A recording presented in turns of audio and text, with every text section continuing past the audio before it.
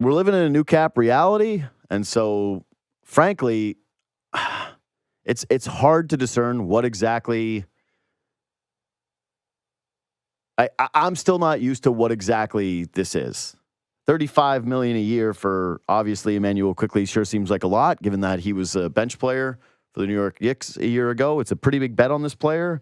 We did see flashes of it, but yeah, it's a very heavy investment to be making in he and Scotty Barnes and looking to the future and saying, "Hey, this your kind of core is tied up now." You've got, I think it's 25. This is off the top of my head, but you're in the 50 millions for Barnes per season now. That's 35 million a year for Emmanuel Quickley, and I want to say it's 25 to 28 million for RJ Barrett. So that's your three. That's your primary three that you build around. Yes, of course, rookies and first-round picks will come in and supplement that core. But, yeah, you've got now a heavy financial investment in three players that look to be, yes, the core of the new-look Toronto Raptors. Joining me right now is their general manager, Bobby Webster. Hey, Bobby, congrats on getting things done with Emmanuel Quickley. We just saw things come down the wire from Shams Charania reporting that he's going to be done at a 5-year contract for $175 million. I guess you confirm that it's finished? I wish I could, but the timing of it, the rules don't allow for it. But we can chat about the future and the core. Yeah. But yeah, good timing for the interview. Yeah, I was like, oh, maybe this is why he's bumped back a couple minutes. Okay, so it's been a busy couple of days for you guys, and you still do have some business that needs to get done here in the next 24 hours. And the most pressing one now is Bruce Brown. And I wonder if you can shed any light, if anything has changed in the last, 12 hours since you spoke, as to the status of that player moving forward with the Raptors. Yeah, no, I just got into the office, going to be with Masai and Darko here. I think for us, we knew when we took Bruce in the Indiana deal that, this contract's really interesting. And so we've gotten a number of calls, of the course of this week, and I'm sure we'll get some calls today on the contract, and we'll make a decision here what's in the best interest of the organization. But from a value standpoint, there's some benefits to keeping him on the books and just having him as a player, but also as a potential deal over the course of the next few weeks here. Did you guys what were the trade talks with him like last offseason? Or sorry, during the season last year when you acquired him? Because I think a lot of people did think that there might be a pivot pretty quickly, and he was a guy that a lot of us thought was going to be desired by a lot of contending teams. Yeah, I think just to be completely upfront, we've always liked Bruce as a player going back to his college days, and I think people saw obviously winning a championship in Denver and some of the stuff he did in Brooklyn. So, he fits with us as a sort of glue piece, as a really high level role player. He's a veteran. He's won. So those are sort of the intangibles that we value. But at the same time, it's a business, and this is the NBA, and so we got to just kind of look at all the options. So you guys did make a pretty notable trade yesterday. You grabbed Davion Mitchell. Again, I don't know who in your front office works for Baylor. I know it's not the very top, but all of a sudden you guys, man, you love Baylor. So you go and you grab Davion Mitchell, and he's a former NBA lottery pick. And so whenever that ends up happening, you get two things. One is how you think he actually fits with your roster now, but also whether or not you think that there is a lot that can be unlocked with your organization that he didn't show, I think, primarily offensively in Sacramento.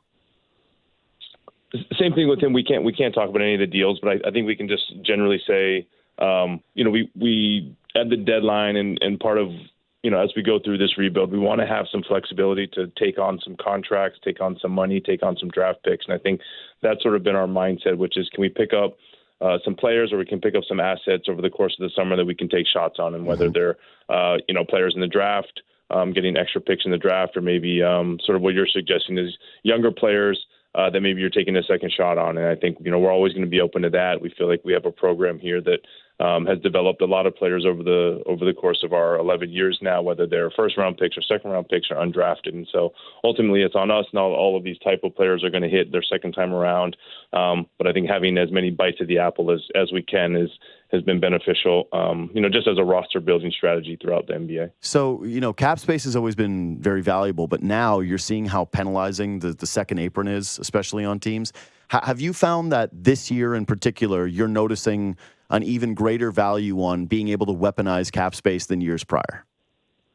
100%, and you kind of know it's cap space, it's flexibility. It's in this Siakam trade, we generated a $10 million trade exception. So just having those avenues to take back some salaries for those kind of following at home, it's just really punitive for the high spending teams to operate as what we say above the second apron, whether it's paying the tax or just not being able to upgrade their rosters. And so as we kind of went through this rebuild and figured out what's the best path forward, maintaining that flexibility for us has always been a high priority, so we can take advantage of these opportunities where some of the high spending teams are looking to shed, potentially good players, or they're looking to pay, draft picks to get off some salary they don't want. So I want to move into some draft thoughts. First of all, was there anyone that you drafted that you didn't expect to be there? Because people love value. People love a value pick, Bobby. 100%. So first round pick, Jacoby Walter. I think by all accounts, he was in the green room early with the NBA, which means he's one of the top players. Mm-hmm. He actually didn't come work out in Toronto, which, as you probably know, is typically a sign that the player and agent feel like he may not get to you at 19. He comes from a really high pedigree background, high school All-American, high school national champion, obviously went to a really winning program at Baylor, as you mentioned. So we feel lucky to get him. I think he flew in last night. We're doing a press conference with him here in 10 minutes. I'll meet him. So really, surprised a bit to see him have us there at 19. And then Jonathan Mobo is a bit different. I don't know if surprised to see him, but someone we've kept our eye on for a while, sort of feels a bit more Raptor-y as a player, kind of defensive-minded, big, athletic wing, developing three-point shot. We've had some success with different players here developing and working on that. Two real big talents, I think, from our standpoint, adding to our young core quickly. Barrett, Scotty Barnes, Grady. Now we need to kind of add more pieces around them, and hopefully they hit as well. Mobo, definitely a Raptors pick with the wingspan. I guess Walter, too, right? Both guys are kind of wingspan freaks. But it's pretty notable that he is very close friends with Scotty Barnes. And I am curious how much, if any, his influence played into you guys wanting to draft him. I always say, first and foremost, he has to, fit our basketball profile. So kind of what you mentioned, which is long, athletic, sort of fits our mold. So that has to hit first. And then secondarily, I always say a lot of these guys, grow up, knowing each other from grade school and AAU ball. I think maybe their relationship is a bit more, personal and familiar as far as growing up from a younger age. But I remember when I first went to see Jonathan in the West Coast Conference, I came back and I spoke to Scotty, and I didn't realize how close they were. It's always about basketball first, but it's nice to obviously see someone. I think we all can imagine if you get to work with a really good friend or play basketball with them. So that should be fun to see, and hopefully they have a good time as well. So with Jacoby, again, you mentioned that you maybe didn't expect him to be there. I have 2 points of curiosity with him. One is where you would have actually had him on your board. I'm sure you rank these guys. You have them all, on your own list and what his number actually was to you. But then also, this is a guy who comes in with, again, wingspan and shooting, but what you think the next skill is going to be that he most needs to improve to impact your team at the highest level?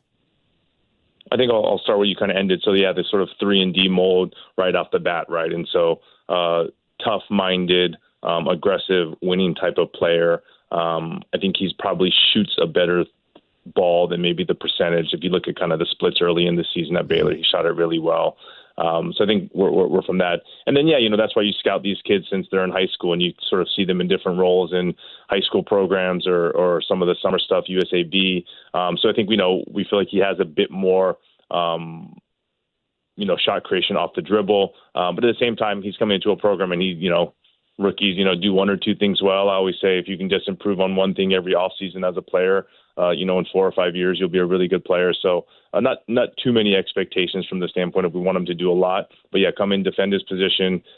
He's long. He can guard multiple positions and then make a shot. So this is a smaller detail, but he's a Texas kid, and he's getting interviewed after you guys make the selection, and he's being asked the stereotypical, Toronto questions of like, what do you know about Canada? And his answers are what you would expect, right? He's like, I know that Drake is from Canada. Like, nice.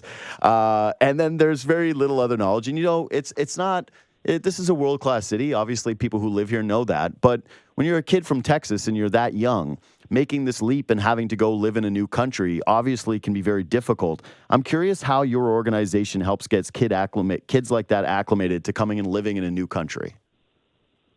Yeah, it's a great question. Even, myself coming from the States a number of years ago and having kids here. So today, we'll do a bit of a welcome to Toronto crash course. His family's in town.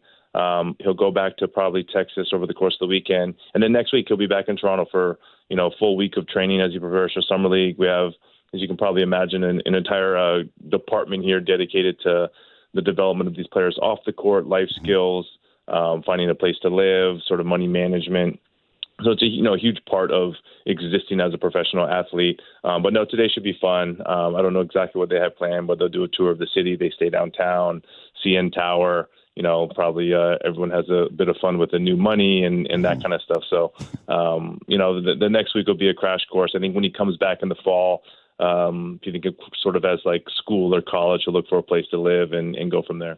Okay, last one. I don't know if you saw the report from Bob Myers that Rich Paul was calling teams and telling them not to draft Bronny, saying that if the teams other than the Lakers did that, he would go to Australia. Did you get such a phone call?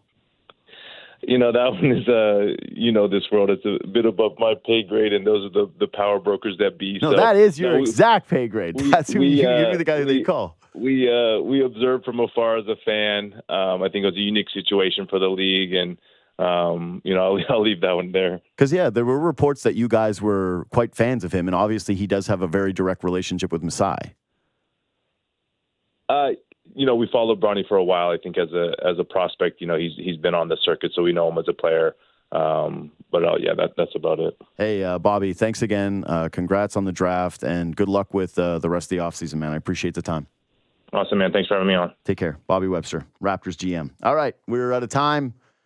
So you know what to do. Subscribe to the podcast, leave 5 stars, hit me up on Twitter and Instagram at JD Bunkis at any time, and we will see you on Monday. 3-hour show Monday. Elliot Friedman in studio, Jason Buchla in studio, Colby in studio, ton of people that are going to be joining me. I can't wait for it. Tons of rumors. There will be emergency pods for Leafs Talk if anything massive ends up happening trade-wise over the weekend, so please subscribe to that podcast. Follow me there for any more details, and we will see you then. Have a great weekend.